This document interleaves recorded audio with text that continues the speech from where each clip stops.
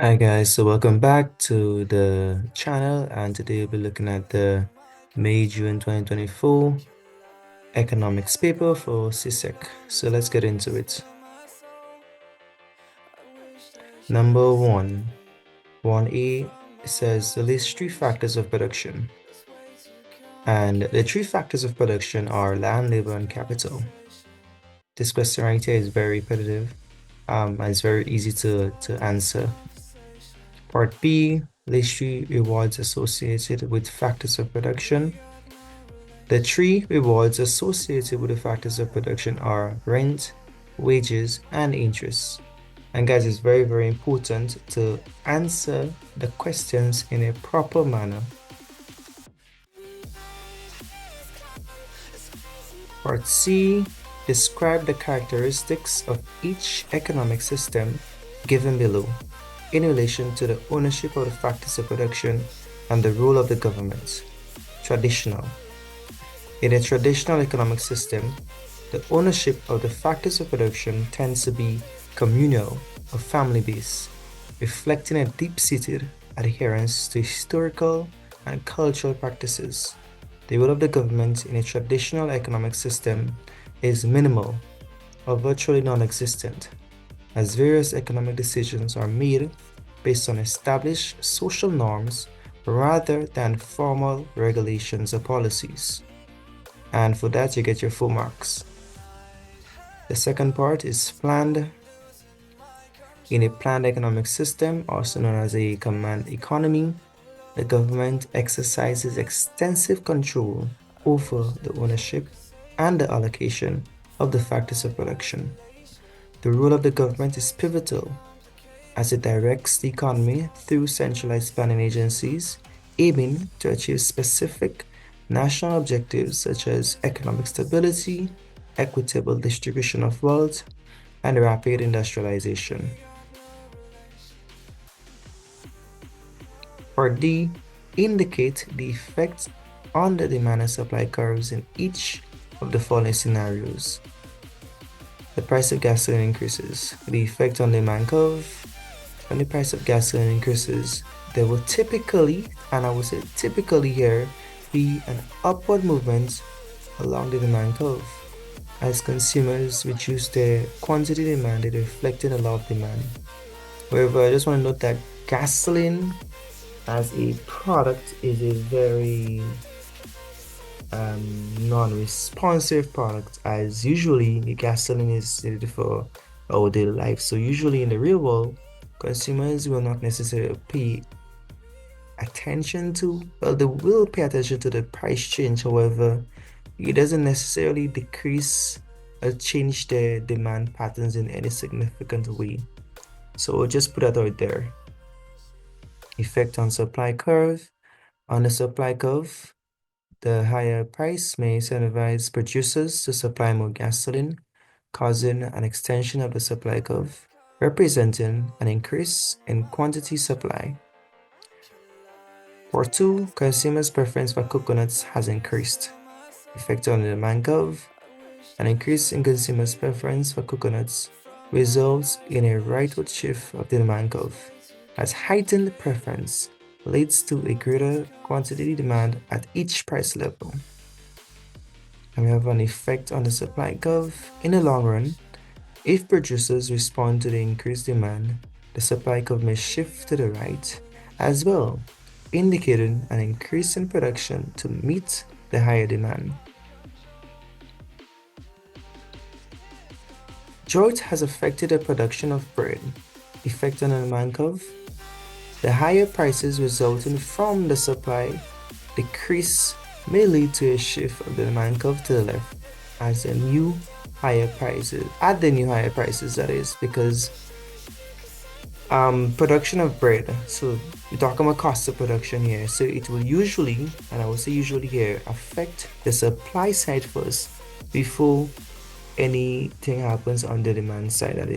That is why, resulting from the supply decrease, we may see a shift in the demand curve to the left at the new higher price. Moving on. Effect on supply curve. This leads to a leftward shift of the supply curve as the reduced availability of key inputs such as wheat constrains production. Number 2, state two main branches of economics. And this is a question that everybody should get correct. The two main branches of economics are macro and microeconomics. Very simple. Part B, complete the table below by listing the characteristics of the goods sold by each market structure. In a monopoly, characteristic of goods sold is a unique product. Monopolistic competition is differentiated and differentiated in a way by in the way of branding, that is branding. Oligopoly, they could be selling the same product or it could be differentiated.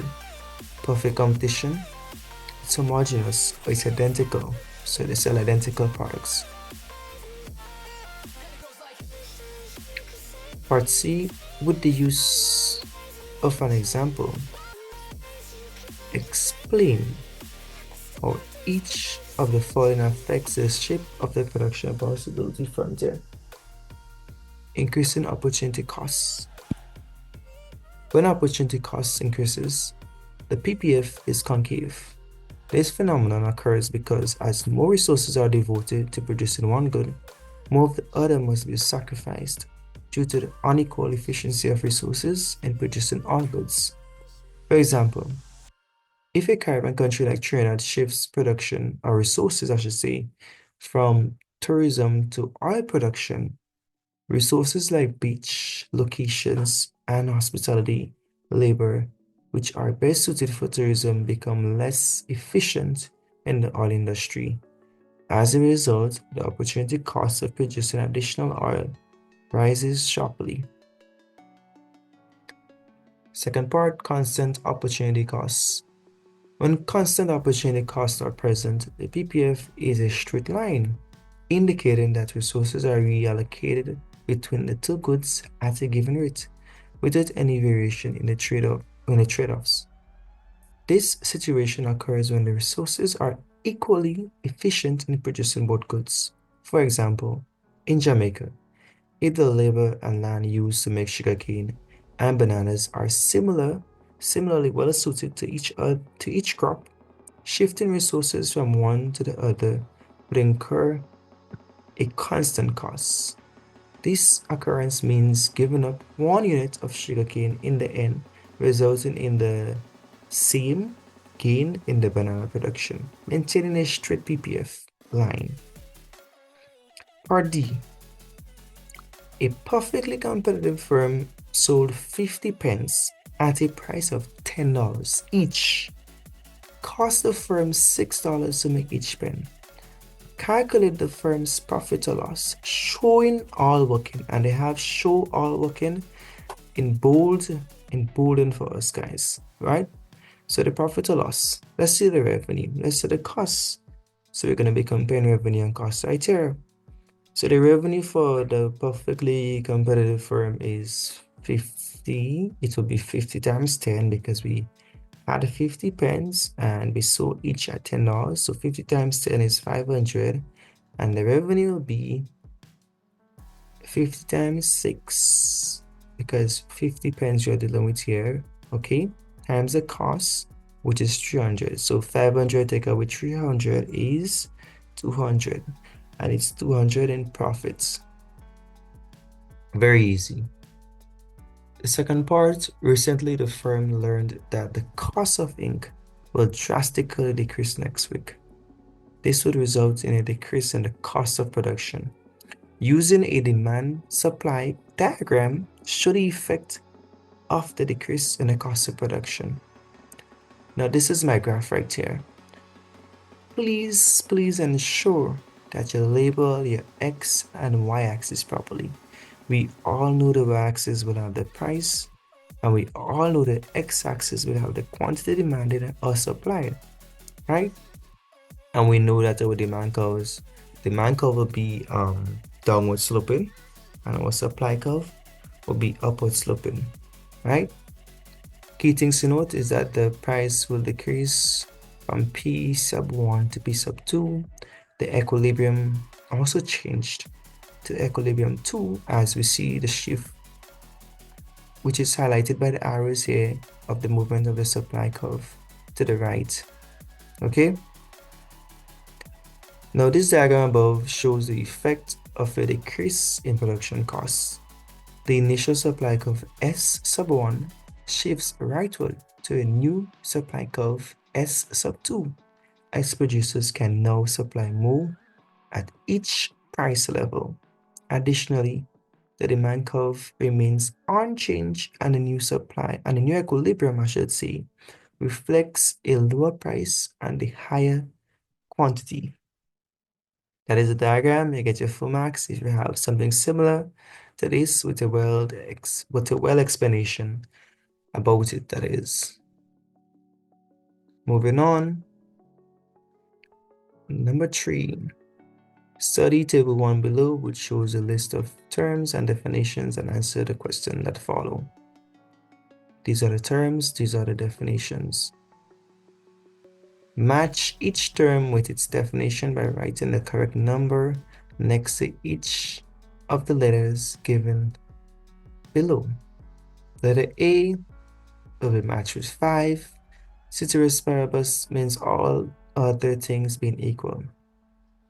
B, which is cross price elasticity of demand, will be matching with 6.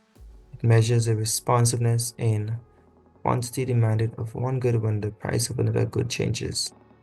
C, equilibrium, will match with 1. The market price and quantity that supply and demand are equal.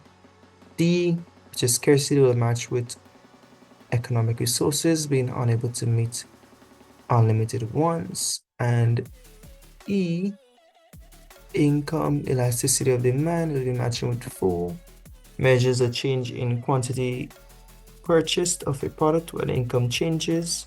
And lastly, F, which is price elasticity of demand, will be matching with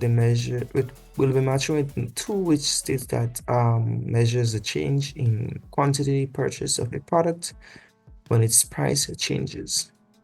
And for doing this correctly, you will get your 6 marks. Part B. With the use of an example, explain price elasticity of demand in each of the following scenarios. It is greater than 1. Consider a Caribbean vendor selling mangoes. If the price of mangoes decreased by 10% and the quantity increases by 20%, the PD is calculated as 20% divided by 10%, which is 2, which is greater than 1. In this case, consumers are highly responsive to changes in price, as mangoes might have close substitutes such as bananas or oranges readily available. That's the keyword right here, readily available in the markets. It is equal to infinity. Consider fishermen in the Caribbean selling freshly caught fish at $10 per pound in a competitive market. If one fisherman tries to increase the price to $10.10, no customer will buy from him, as they would get the same fish at $10 from other sellers. That example with the 10 cents extra, I mean, some sellers may not mind, so may still purchase from that particular seller, but generally speaking, if a customer knows the price should be at that particular level and you increase your price, they will not come to you because they know they could always get a better deal compared to yours. Conversely, if the price drops even slightly, customers will demand an unlimited amount, constrained only by the fisherman's supply. Now I have a note right here. We should note that consumers are extremely sensitive to price and demand exists only at a single price point. We should know that. Okay? Part C, identify the price elasticity. Sorry, let us say this over again. Not price elasticity, is identify the type of elasticity indicated by the following scenarios. Scenario 1, Jane experienced a 20% increase in income, so her quantity demanded for juice increased by 20%.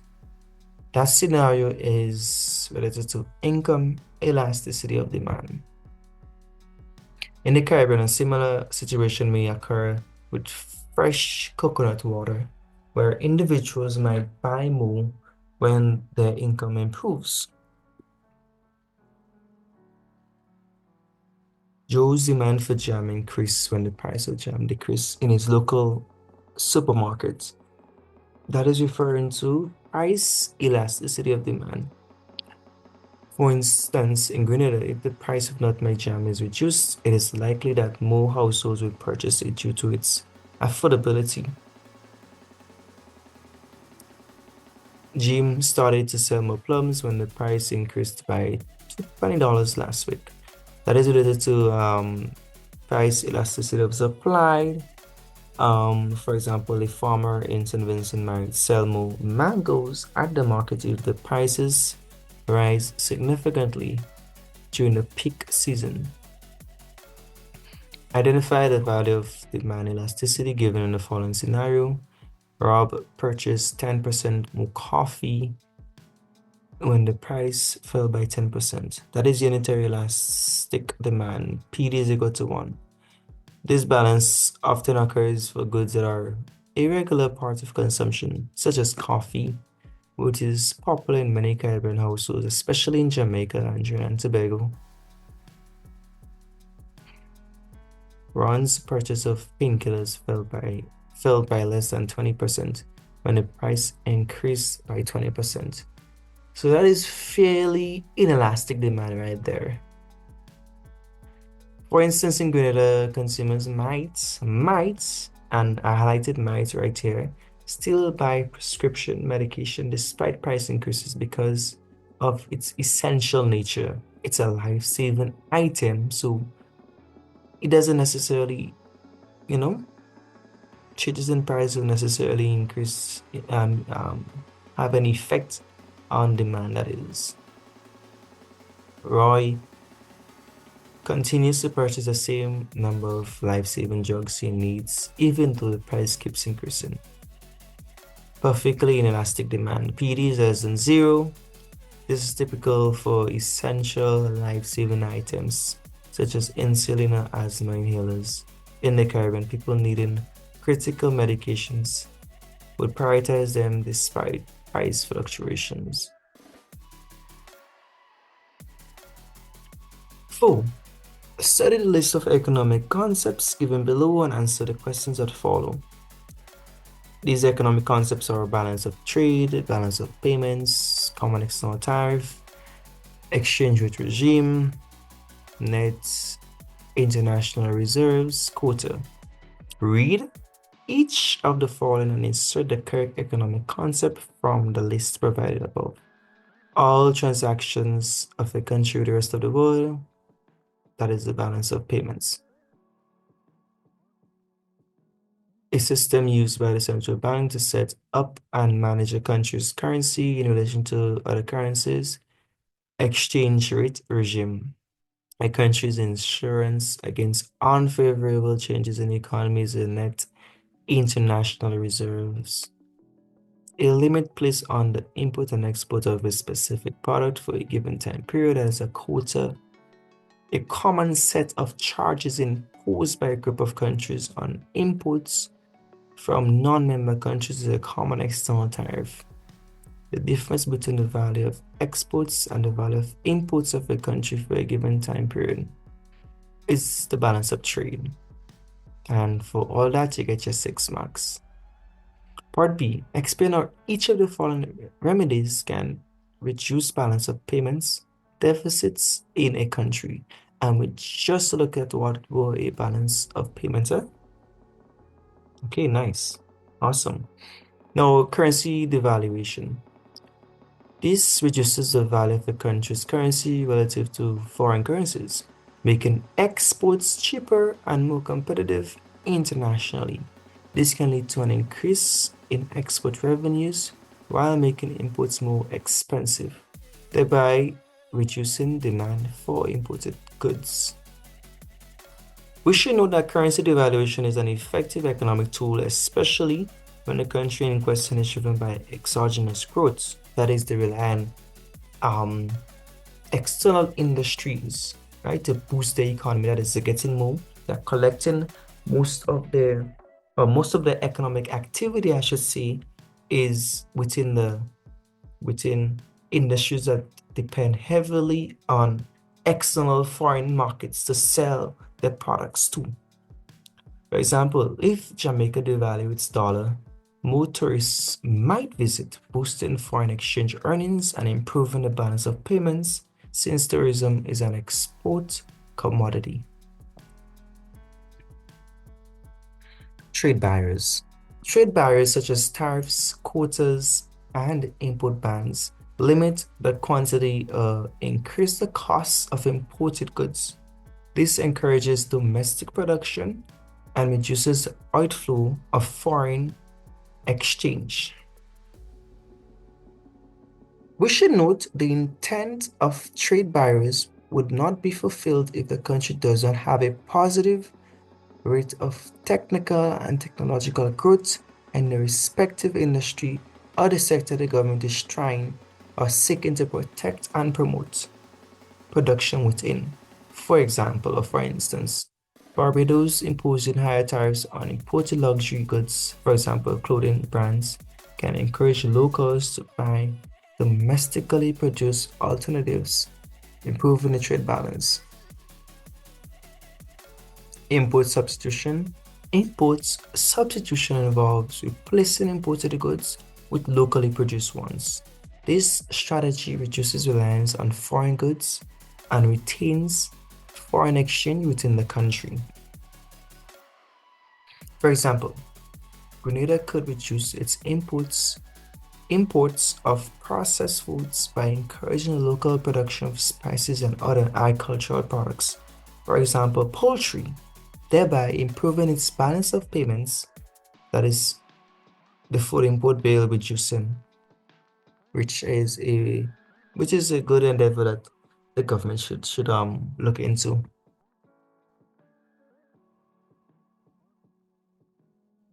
Export promotion. This focuses on enhancing the production and sale of goods and services for exports by offering incentives like subsidies, tax reductions, or improved infrastructure. A country can boost its exports. For instance, Trinidad and Tobago promoting its energy sector, for example, natural gas, can generate more foreign exchange earnings and improve its balance of payments. Section C, study table 2, which shows the balance of payments activity for country A and answer the question that follow. So, balance of payment for country A, these are the items, these are the prices.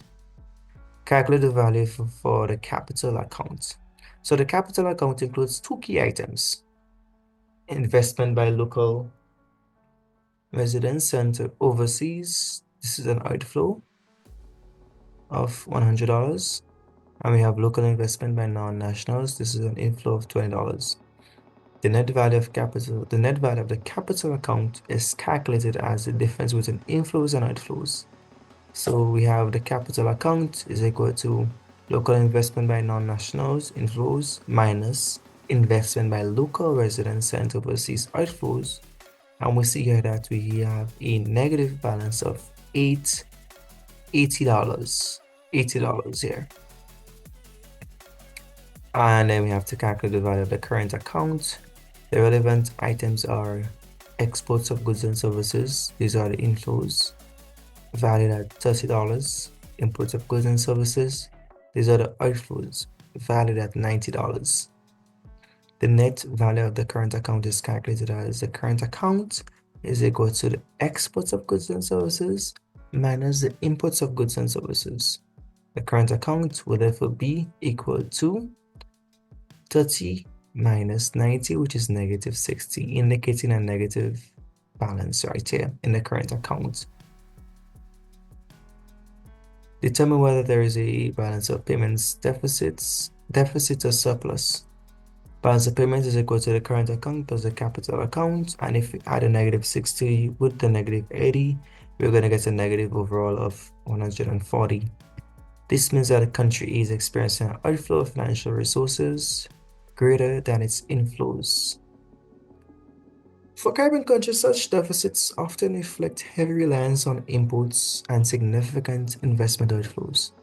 Addressing this may require policies to promote local industries, encourage foreign investments, or develop sectors like tourism and agriculture that generate foreign exchange earnings. Number 5, define each of the following terms. Fiscal policy. Fiscal policy refers to the use of government spending and the taxation to influence a country's economy in order to achieve the main macroeconomic objectives. For example, in the Caribbean, governments may increase spending on infrastructure projects or reduce taxation to stimulate economic growth during periods of economic downturn or economic recession. Alternatively, taxes may be raised or spending reduced to curb inflation. Recession. A recession is a period of temporary economic decline characterized by a reduction in gross domestic product (GDP) for 2 consecutive quarters. During a recession, businesses may close down, unemployment rises, and consumer spending declines. For example, the Caribbean experienced recessionary effects during the COVID-19 pandemic, as tourism, a major source of income, was severely impacted. Developed economy. A developed economy is a country with high levels of industrialization, a strong infrastructure, high standards of living, and stable economic growth. These economies typically have advanced technology and diversified industries. For instance, the United States and Canada are examples of developed economies, providing a contrast to many Caribbean nations, which are classified as developing economies or small developing states. Part B. Explain how each of the following factors may cause a recession. A rise in the exchange rate. An increase in the exchange rate makes a country's currency stronger relative to others. This can make exports more expensive and less competitive internationally, leading to reduced demand from foreign buyers. In Caribbean countries where exports like bananas or rum play a significant role, this could result in lower revenues and economic contraction, potentially triggering a recession. An increase in debt. When a country accumulates excessive debt, a significant portion of its income must be allocated to interest payments, leaving less money for investment and public service. For instance, if Caribbean nations borrow heavily for products and face repayment challenges, it can lead to reduced government spending, job losses, and economic slowdown, contributing to a recession. So all of these things are linked together. Higher interest rates. Higher interest rates increase the cost of borrowing for both consumers and businesses. This reduces spending and investment, slowing economic activity. For example, if a Caribbean entrepreneur has to pay higher interest on loans, they may scale back on expansion or hiring, further reducing economic output and contributing to a recession. A reduction in real wages. A decline in real wages, that is, wages adjusted for inflation, reduces consumers' purchasing power, leading to a lower demand for goods and services. In the Caribbean again, where tourism-dependent economies rely heavily on consumer spending, a decline in real wages can lead to lower revenues for businesses, reduced employment and economic downturn, possibly resulting in a possibly resulting in a recession. Yeah, so if individuals or consumers or tourists from these advanced economies see a decline in real wage, then they'll be less inclined to go on holidays and spend huge sums of money on tourism related activities. So we should just keep that in mind. Part C, Pennyville's labor market often experience different types of unemployment. Identify the type of unemployment described by each of the following scenarios. Kim lost her job as a cashier because the company implemented self-check-in, checkout for customers. That is technological unemployment. Patrick was laid off as a tourism worker due to economic recession caused by the COVID-19 pandemic. That is cyclical unemployment. So due to the Caribbean nation's heavy reliance on tourism, many hotels and tourism staffs faced layoff during the pandemic as travel restrictions reduced tourist arrival. Martin quit his job as a nurse and is looking for a new position. That is frictional unemployment. Frictional. This occurs when individuals voluntarily leave a job to search for a better opportunity or career fit. For example, a nursing trainer might leave one hospital for a more favorable position in a private clinic. He is not working since his job of picking oranges was finished when the summer ended. That is related to seasonal unemployment. And Nia is not working since she's unwilling to accept less than 1,000 from a restaurant that wants to pay her 900 to be a chef. That is voluntary unemployment. And Kai just graduated and is looking for a job to match his new qualification. Structural unemployment. In the Caribbean, a recent university graduate in Barbados might struggle to find a job in their field if opportunities are limited in a specialized industry or in specialized industries. So they may face troubles, in a very specialized industry like